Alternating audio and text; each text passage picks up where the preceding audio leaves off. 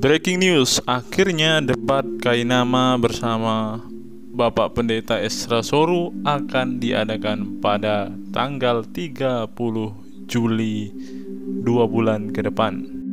Kalau teman-teman lihat di channel Ayah Sophia, teman-teman, si Ustadz Kainama ini mengatakan bahwa dia tidak ingin berdebat tetapi hanya ingin berdiskusi, teman-teman. Kenapa?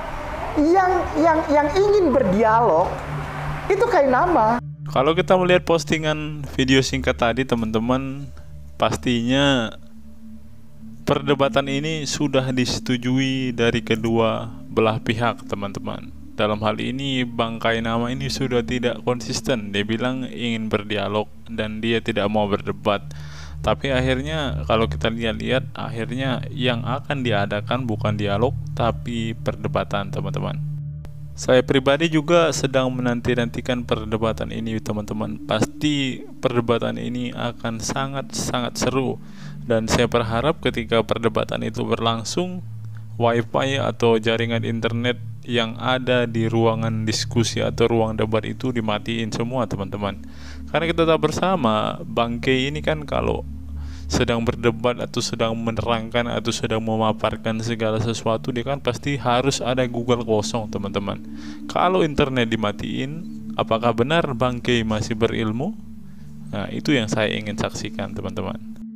Karena judul perdebatannya ini ya sangat-sangat menarik sekali, teman-teman. Historical Jesus. Apakah Yesus pernah disalibkan, mati, dan bangkit dari kematian? Dan pada kesempatan ini, teman-teman, kita akan menunjukkan kepada Kainama bahwa Yesus itu pernah disalibkan, mati, bahkan bangkit dari kematian. Mari kita simak video selengkapnya. 14 ayat 4. Dikit lagi. Iya. Naik ke surga. Naik ke surga dia. Bukan diangkat oleh Allah. Naik dia ke surga. Ngarang ini udah. Orang Markus pasal 14 ayat 49 sampai 51 bilang, dia wa masalahu wa makataluhu. Ada di Bible. Ada. Dia tidak mati disalib dan tidak dibunuh, tapi dia diangkat oleh Bapaknya ke langit, belum tentu sorga. Ya toh? Sorga itu nanti kalau semua sudah ditimbang baru pintu sorga dibuka. Sebelum itu ya belum masuk lah, ya. Normal lah, semua orang juga tahu, tidak perlu jadi Islam untuk tahu itu. Dia diangkat ke langit. Diangkat ini dia bilang naik ke sorga. Pakai apa? Ada lift, ada pesawat Challenger, ulang alik. Ayolah, jangan ngarang gitu maksud saya. Ustadz, maaf, boleh teruskan? Maka orang itu pasti bilang Yesus tidak mati. Karena Yesus mati juga sia-sia, buat apa? Oke, sudah ngerti ya? Jadi keraguan ini sangat luar biasa, nyata gitu. Ya, baik. 1 Korintus pasal 15 ayat 14. Tetapi andai kata Kristus tidak dibangkitkan, maka sia-sialah pemberitaan kami dan sia-sialah juga kepercayaan kamu. Terima kasih banyak. Ada kata andai kata di situ. Kalau orang pakai andai kata, dia yakin apa tidak? Ayolah, polos-polos saja lah. Ya. Gak usah dibikin ribet gitu-gitu, gak usah dibikin ribet. Di situ ada kata, andai kata Kristus tidak dibangkitkan, artinya orang yang dibangkitkan berarti harus mati dulu kan, gitu kan? Ya kan? Berarti kitab 1 Korintus 15:14 ini menggambarkan keraguan, tidak yakin. Kalau dia yakin, dia bilang Yesus sudah dibangkitkan. Pemberitaan kami ini sebagai orang Kristen tidak sia-sia. Kepercayaanmu sebagai orang Kristen Katolik tidak sia-sia. Tapi di depannya ada andai kata. Ini tanda orang ragu, kawan. Tetapi andai kata, bila mana, jikalau, seumpamanya, ini ragu kata-kata ini. Shalom, teman-teman. Kembali lagi bersama saya di channel Good News. Di dalam channel ini kita akan membahas tentang iman kekristenan. Segala hal yang bersangkut paut dengan iman Kristen akan kita tuangkan di dalam channel ini melalui setiap video-video yang akan diupload melalui channel ini. baik itu materi-materi tentang sejarah kekristenan, kesaksian murtadin, debat lintas iman, ataupun berita-berita terbaru dari dalam iman kekristenan. Sebelum mulai videonya, saya mohon dukungan teman-teman untuk menekan tombol subscribe, like, share, dan komen agar channel ini dapat berkembang dan dapat memberitakan kabar baik kepada semua orang.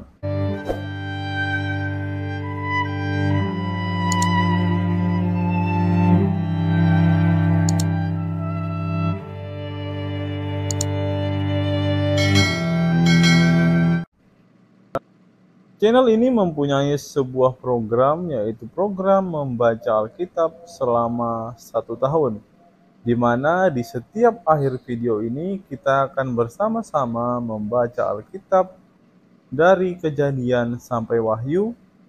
Dalam 1 hari kita akan membaca sebanyak 3 pasal. Bagi teman-teman yang berminat untuk membaca Alkitab bersama-sama dengan saya, silakan teman-teman simak video ini sampai selesai agar kita bersama-sama bertumbuh, memahami Alkitab, bahkan dapat melawan setiap orang yang selalu menjelek-jelekan iman kepercayaan kita kepada Yesus Kristus. Sebelum mulai video ini, ada baiknya teman-teman menyeduh kopi terlebih dahulu, agar dalam menyaksikan setiap video dari dalam channel ini, teman-teman tidak mengantuk dan teman-teman bisa fokus untuk menyimak setiap video-video yang akan diupload melalui channel ini. Selamat menyaksikan dan Tuhan Yesus memberkati kita semua. Kita semua tahu bahwa banyak sekali orang di luar sana yang tidak percaya dengan kebangkitan Kristus, kematian Kristus, bahkan penyaliban Kristus pun direkayasa oleh mereka dengan berkata bahwa Kristus telah diserupakan. Padahal kita tahu bersama bahwa Alkitab secara mutlak menuliskan semua kehidupan Kristus ketika ia ada di dunia.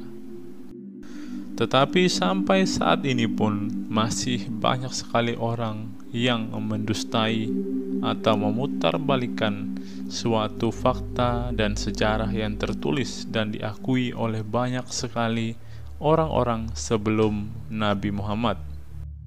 Dan sampai hari ini pun masih banyak sekali polemikus-polemikus yang memutarbalikkan fakta-fakta tentang kebangkitan, kematian, dan penyaliban Kristus.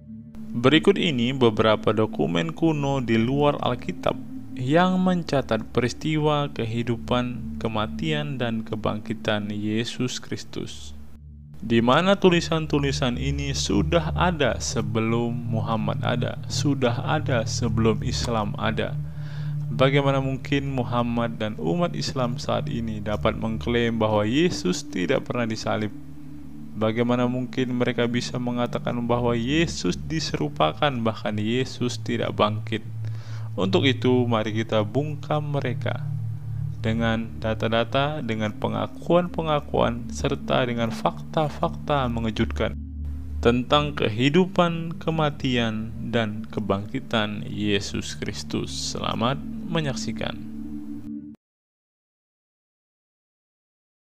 Cornelius Tacitus, tahun 55 sampai 120 Masehi, sejarawan terbesar Romawi kuno.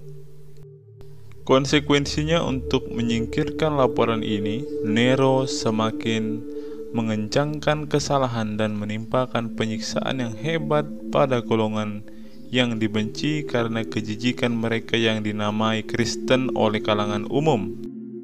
Kristus yang daripadanya nama itu berasal menderita penghukuman ekstrim selama masa pemerintahan Tiberius di tangan salah satu perwakilan penguasa kita, Pontius Pilatus, dan tahayul yang paling merusak yang diperiksa pada waktu itu tersebar lagi tidak hanya di Yudea, sumber awal dari kejahatan ini, tapi bahkan di Roma, di mana segala hal yang mengerikan dan memalukan dari setiap bagian dunia menemukan pusatnya dan menjadi populer.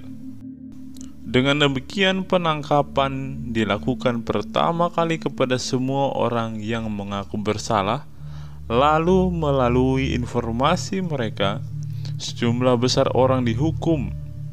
Tidak sebesar kejahatan membakar kota seperti kebencian mereka terhadap umat manusia.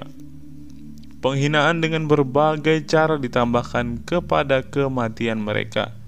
Diselimuti dengan kulit binatang, mereka dicabik-cabik anjing-anjing dan binasa, atau dipakukan pada kayu salib, atau ditempatkan dalam nyala api supaya terbakar sebagai terang cahaya malam ketika siang hari telah berakhir. Nero memberikan teman-temannya untuk tontonan ini dan mengadakan pertunjukan sirkus, sementara dia berbaur dengan orang-orang berpakaian pengendara kereta atau berdiri dengan sombong di atas kendaraan. Oleh sebab itu, bahkan bagi kriminal yang layak dihukum dengan ekstrim, sebagai contoh, timbullah perasaan belas kasihan.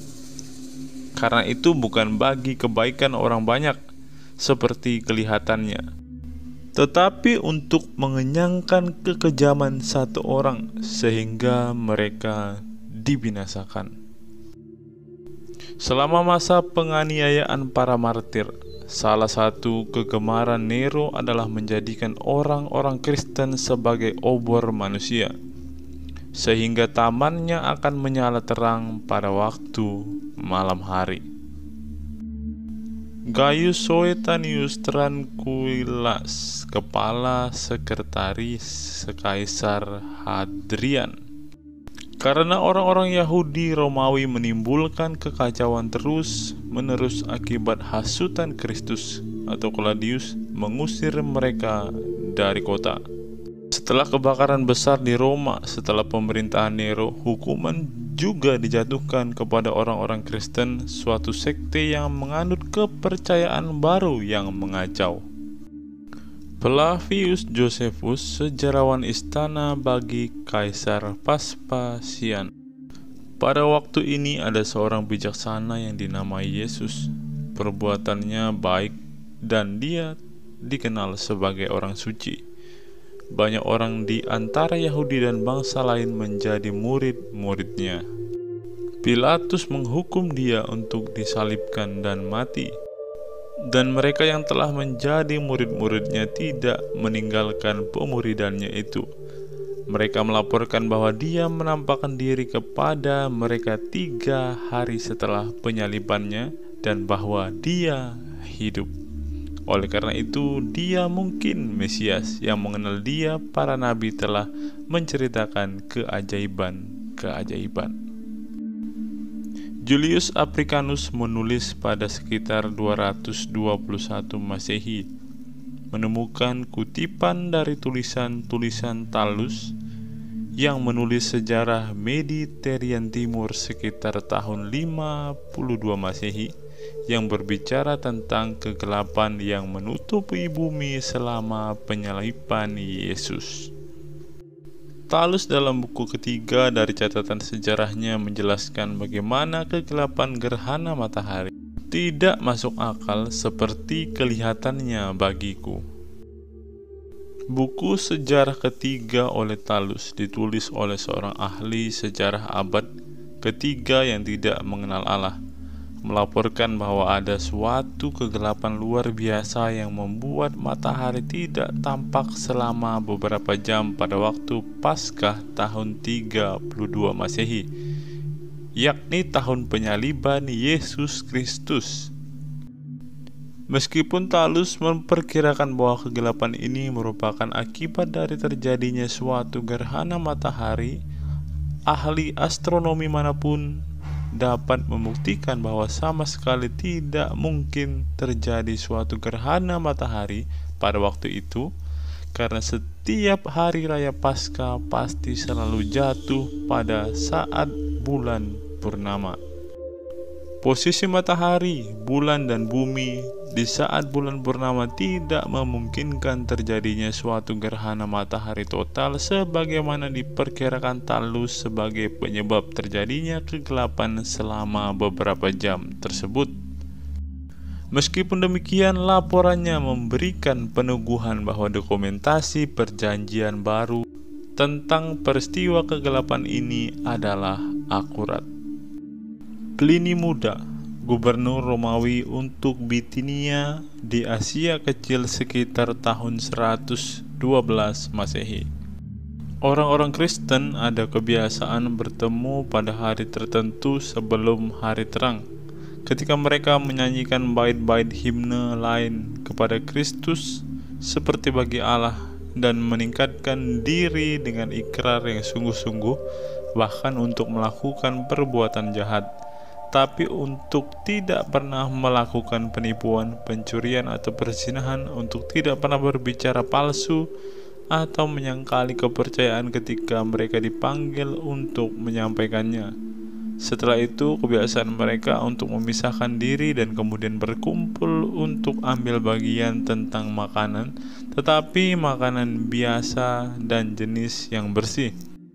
Pliny menambahkan bahwa kekristenan menarik orang-orang dari segala tingkat sosial, semua umur, jenis kelamin, dan baik dari kota maupun desa.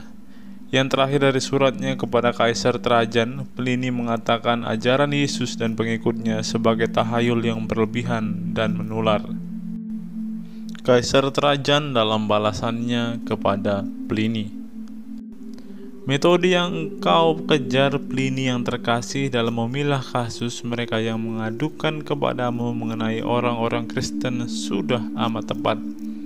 Tidak mungkin untuk meletakkan suatu aturan umum yang dapat diterapkan sebagai standar baku untuk semua kasus dalam kondisi yang seperti ini. Penyelidikan tidak perlu dilakukan kepada orang-orang ini, karena ketika mereka diadukan dan ditemukan bersalah, maka mereka harus dihukum dengan batasan. Namun ketika pihak ini menyangkal dirinya sebagai orang Kristen dan memberikan bukti bahwa dia bukan Kristen, yaitu dengan memuja dewa-dewa lain, dia akan diampuni dengan dasar pertobatan, meskipun dulunya menimbulkan kecurigaan. Informasi tanpa adanya nama penuduh tidak boleh diakui sebagai bukti terhadap siapapun. Karena itu menimbulkan preseden yang sangat berbahaya dan sama sekali tidak sesuai dengan semangat zaman ini. Kaisar Hadrian tahun 117 sampai 138 Masehi dalam surat kepada Minucius Pundanus, gubernur Asia: aku tidak berharap oleh karenanya bahwa hal ini berlaku tanpa pemeriksaan, sehingga orang-orang ini bisa tidak diganggu dan tidak juga menawarkan kesempatan berbuat jahat kepada para pelapor. Jika karenanya provinsi dapat memperlihatkan dengan jelas tuduhan mereka terhadap orang Kristen sebagai jawaban sebelum dilakukan pengadilan, biarlah mereka mengejar arah ini saja, namun bukan hanya karena petisi saja dan bukan hanya karena protes keras terhadap orang Kristen saja, karena jauh lebih tepat jika seorang membawa tuduhannya sehingga engkau dapat memeriksanya. Hadrian lebih lanjut menjelaskan bahwa jika orang Kristen didapati bersalah, mereka harus dihakimi sesuai kekejian tindakan kejahatannya saja. Jika para pendakwa hanya memfitnah orang-orang percaya, maka mereka yang secara keliru telah menuduh yang harus dihukum. Talmud Yahudi disusun antara tahun 70 sampai tahun 200 Masehi. Pada malam Paskah, Yesua telah digantung karena 40 hari sebelum hukuman mati dilaksanakan, seorang pembawa berita telah muncul dan berseru, dia akan dirajam karena dia mempraktekkan ilmu sihir dan membawa Israel kepada kemurtadan. Setiap orang yang dapat berkata apapun untuk merintangi dia, biarlah dia maju dan memohon atas namanya. Tetapi karena tidak ada sesuatu apapun yang dibawa demi merintangi dia, dia digantung pada malam Paskah.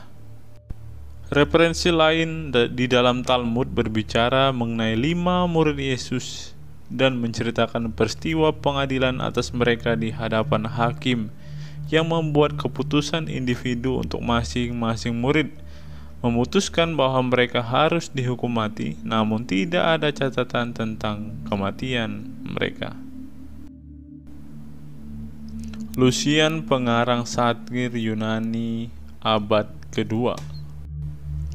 Orang Kristen, kamu tahu, menyembah seorang manusia hingga hari ini, seorang terkemuka yang memperkenalkan ritual baru mereka dan disalibkan karena hal itu. Kamu lihat makhluk-makhluk sesat ini mulai dengan kepercayaan umum bahwa mereka abadi sepanjang waktu, yang menjelaskan kematian yang hina dan pengabdian diri sukarela yang sangat umum di kalangan mereka. Kemudian dikesankan kepada mereka oleh pemberi hukum mereka yang mula-mula bahwa mereka semuanya adalah saudara dari saat mereka bertobat dan menyangkali dewa-dewa Yunani dan menyembah orang suci yang disalibkan dan hidup seturut hukum-hukumnya.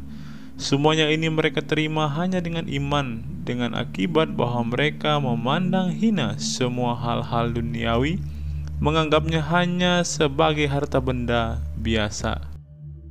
Lucian juga melaporkan bahwa orang Kristen mempunyai tulisan suci yang sering dibaca. Ketika sesuatu terjadi pada mereka, mereka menghindari masalah tanpa biaya. Marabar Serapion dari Syria menulis antara tahun 70 sampai 200 Masehi dari dalam penjara untuk memotivasi anak laki-lakinya untuk meniru guru-guru bijaksana dari masa lampau. Keuntungan apa yang diperoleh orang Athena dengan membunuh Sokrates? Kelaparan dan tulah datang ke atas mereka sebagai penghakiman karena kejahatan mereka. Keuntungan apa yang diperoleh orang Samos dengan mengubur Pitagoras? Dalam waktu singkat, negeri mereka ditimbuni pasir. Keuntungan apa yang diperoleh orang Yahudi dengan menghukum mati raja mereka yang bijaksana? Sejak waktu itulah kerajaan mereka dilenyapkan.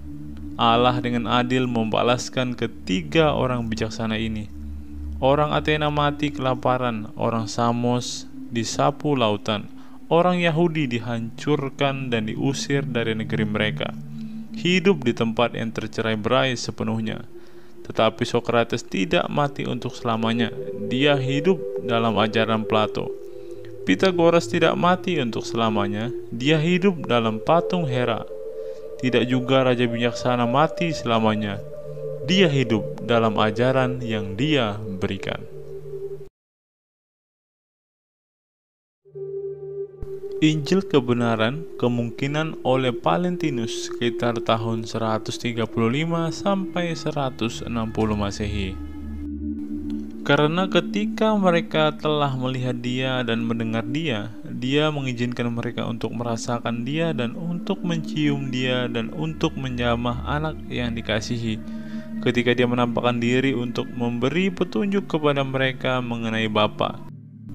Karena dia datang dengan cara penampakan lahiriah, bagian lain meneguhkan bahwa anak Allah datang dalam daging dan firman itu datang ke tengah-tengah mereka, itu menjadi suatu tubuh. Yesus bertekun dalam menerima penderitaan karena dia tahu bahwa kematiannya adalah kehidupan bagi orang. Dia dipakukan ke kayu. Dia menunjukkan keputusan Bapa di kayu salib. Dia membawa dirinya sendiri turun kepada kematian melalui hidup. Kekekalan menyelubungi dia.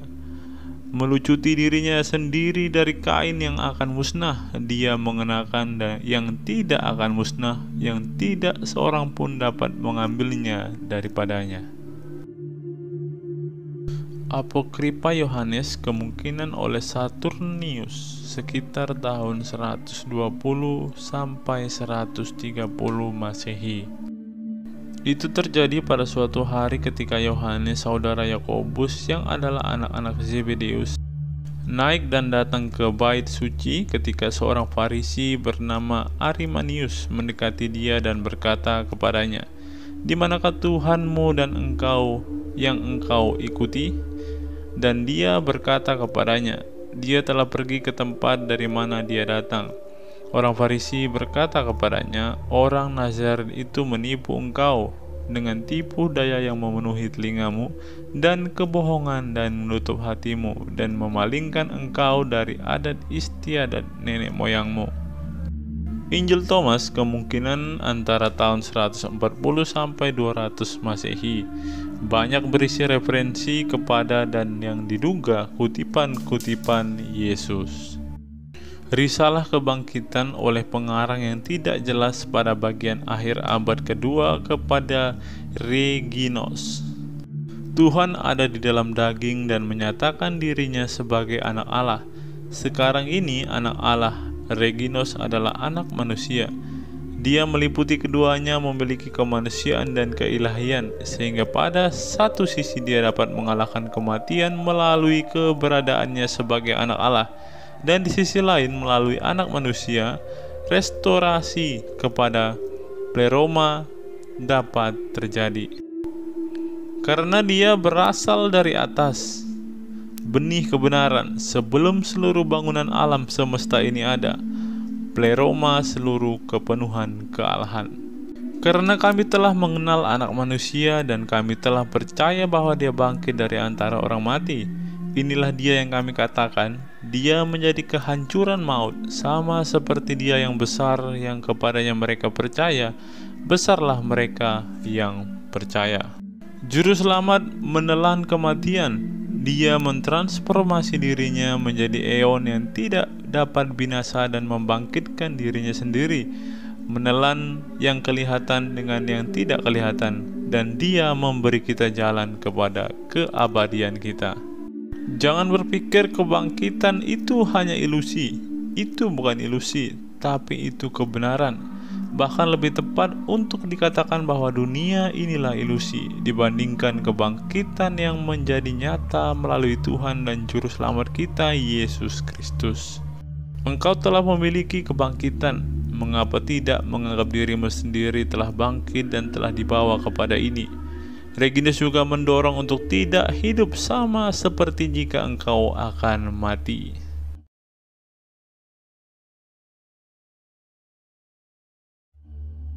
Perbuatan Pontius Pilatus dilaporkan dikirim dari Pilatus kepada Tiberius, dikutip oleh Justin Martyr tahun 150 Masehi. Dan ungkapan mereka menusuk tanganku dan kakiku digunakan sebagai referensi kepada paku di kayu salib yang ditancapkan ke tangan dan kakinya. Dan setelah dia disalibkan, mereka membuang undi atas pakaiannya dan mereka menyalibkan dia, membaginya di antara mereka. Dan bahwa hal-hal ini benar-benar terjadi pada engkau, pastikan sebagai perbuatan dari Pontius Pilatus. Selanjutnya, Justin Martyr menuliskan daftar mujizat penyembuhan dan menyatakan, dan bahwa dia melakukan semua itu dapat engkau pelajari dari perbuatan Pontius Pilatus. Phlegon yang lahir sekitar tahun 80 Masehi, seperti yang dilaporkan oleh Origen, menyebutkan bahwa Yesus memastikan berbagai nubuatan sudah digenapi.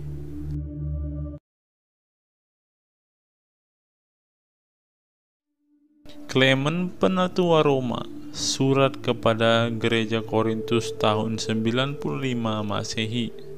Rasul-rasul menerima Injil bagi kita dari Tuhan Yesus Kristus. Yesus Kristus diutus oleh Allah. Jadi Kristus adalah dari Allah dan rasul-rasul adalah dari Kristus. Karena itu keduanya datang menurut kehendak Tuhan dan dalam urutan yang telah ditetapkan.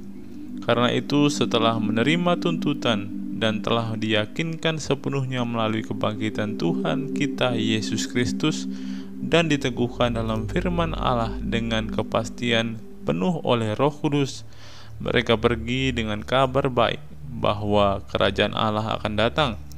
Jadi dengan mengajar dimanapun, baik di desa maupun di kota, mereka menetapkan buah-buah sulung ketika mereka telah membuktikannya oleh Roh untuk menjadi uskup dan diaken bagi mereka yang akan percaya.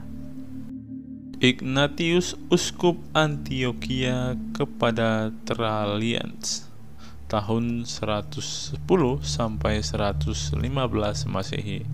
Yesus Kristus adalah keturunan Daud yang adalah anak Maria yang benar-benar dilahirkan dan makan dan minum, benar-benar dianiaya di bawah Pontius Pilatus, benar-benar disalibkan dan mati di hadapan mata mereka yang ada di surga dan yang ada di bumi dan mereka yang ada di bawah bumi. Yang terlebih lagi benar-benar telah dibangkitkan dari kematian. Bapaknya membangkitkan dia, yang dengan cara seperti itu juga membangkitkan kita yang percaya kepada dia. Dia benar-benar keturunan Daud secara lahiriah, tetapi anak Allah oleh kehendak kuasa ilahi. Benar-benar dilahirkan oleh seorang perawan dan dibaptiskan oleh Yohanes sebagai seluruh kebenaran dapat dipenuhi oleh dia. Benar-benar dipakukan di dalam daging bagi kita di bawah Pontius Pilatus dan Herodes raja wilayah, yang olehnya kita menjadi buah, yaitu dari penderitaannya yang paling diberkati, supaya dia dapat menetapkan suatu panji-panji untuk segala zaman melalui kebangkitannya. Karena aku tahu dan percaya bahwa dia ada di dalam daging bahkan setelah kebangkitan, dan ketika dia datang kepada Petrus dan kawan-kawannya, dia berkata kepada mereka, "Jamahlah dan peganglah aku, dan lihatlah bahwa aku bukan setan tanpa tubuh."